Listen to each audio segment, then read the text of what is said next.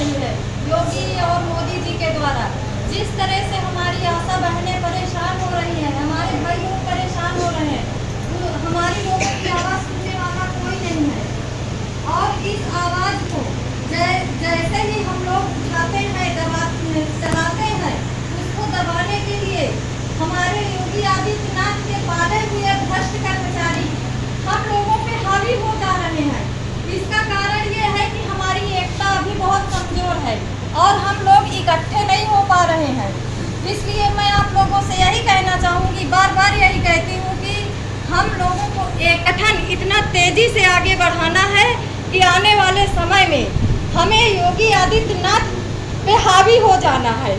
नहीं तो इसी तरह हम लोगों के श्रम की लूट होती रहेगी और हर तरीके से गरीब लोगों को ही प्रताड़ित किया जाएगा और हम लोग इसी तरह परेशान रहेंगे।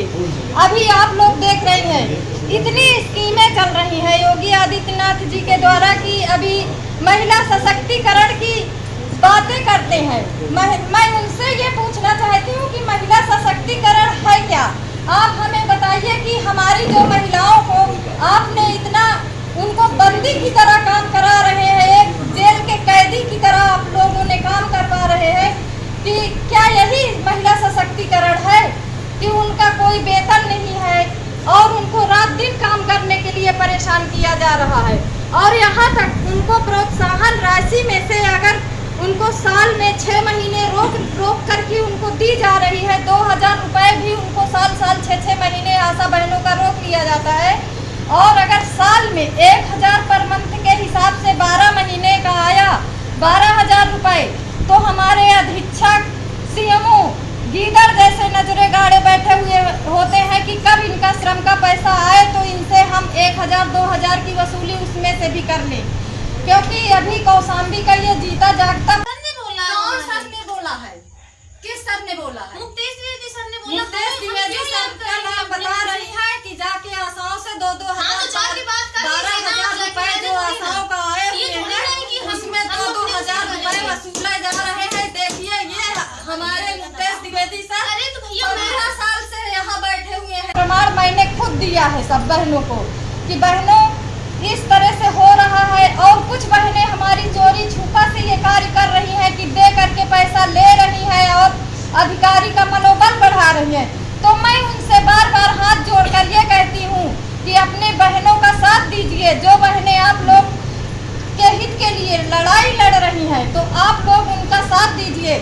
वो आप लोगों को टुकड़ियों में नहीं, आप लोगों को सम्मान दिलाने के लिए लड़ाई लड़ रही हैं। लेकिन हमारी बहनें अभी इस बात को समझने के लिए तैयार नहीं है, क्योंकि अभी जो बहनें हमारी कौशाम्बी में इस बात का विरोध की हैं कि अधीक्षक के द्वारा वसूली होती है, उनका पैसा भी रोक दिया गया। प्लस हम लोगों ने जब 3 जून को सीएमओ सर का वहाँ घेराव किए तो इसके बाद 6 जून को फिर उसके बाद उन्होंने सीएमओ सर के द्वारा हमारी 19 बहनों को नोटिस पकड़ाई गई कि ये लोग निष्क्रिय हैं, इनको निकाल दिया जाए। तो फिर हमारी बहनें बहुत परेशान हुई और बात की कि बताइए दीदी ये ऐसे हो रहा है निकालने की, अभी पैसा रोक दिया गया और अब निकालने के लिए बात कर रहे हैं। तो हमने उनसे यही कहा आप लोग मिलिए अपने ग्राम प्रधान से, क्योंकि हमारी नियुक्ति ग्राम प्रधान के द्वारा हुई है, हमें किसी अधीक्षक ने नहीं रखा हुआ है।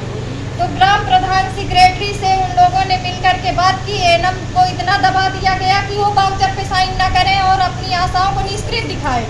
तो हम लोगों ने एनएम को ये कहा कि आप ईमानदार हैं तो ईमानदारी से काम कीजिए, किसी के दबाव में आप काम नहीं करेंगी। आशा आपकी काम की है तो आप आशाओं का साथ दीजिए। तब उन लोगों ने साइन किया, उनकी नौकरी बची। लेकिन मैं ये कहती हूँ, आज इस बात को कहना चाहती हूँ माननीय योगी आदित्यनाथ जी से कि माननीय जी आशा बहनों ने 2007 से उनकी नियुक्ति हुई है, उन लोगों ने 7 से 5 से 8 से कई साल में करके हुई है। तो अगर उन लोगों के आने से मातृ मृत्यु दर कम हुई, शिशु मृत्यु दर कम हुई, एक से बढ़कर एक लंबी बीमारियां, कुष्ठ रोग है, दस्त रोग है, चाहे जिस बीमारी, पल्स पोलियो जैसी बीमारियों को आशाओं ने मिटाया है। इसके लिए हमारी पिछली सरकार से लेकर अब तक की सरकार ने इतने NGO लगाए, इतनी यूनिसेफ लगाए। कोरोना काल में आशाओं को कोरोना योद्धा का नाम दिया गया, लेकिन उनके साथ हुआ क्या? यहाँ तक कि उनकी प्रोत्साहन राशि भी नहीं दी गई है। लेकिन सरकार को मैं ये कहना चाहती हूँ, योगी मोदी सरकार को ये नहीं मालूम कि आशाएं जिस कार्य में लग जाती है, एक से बढ़कर एक बीमारियों को वो मिटा देती है। तो ये बीजेपी नामक बीमारी को हम लोग मिटाएंगे, इसमें कोई दो राय नहीं है। अगर बीजेपी नहीं सुनती तो इस बीमारी को भी हम घर घर जाकर मिटाने का कार्य करेंगे। और इसी के साथ मैं अपनी बहनों से बार बार विनय कर रही हूँ, उनको इस संगठन को मजबूत करने के लिए आह्वान कर रही हूँ कि आप लोग साथ दीजिए और ये लड़ाई हम लोग अवश्य जीतेंगे। धन्यवाद।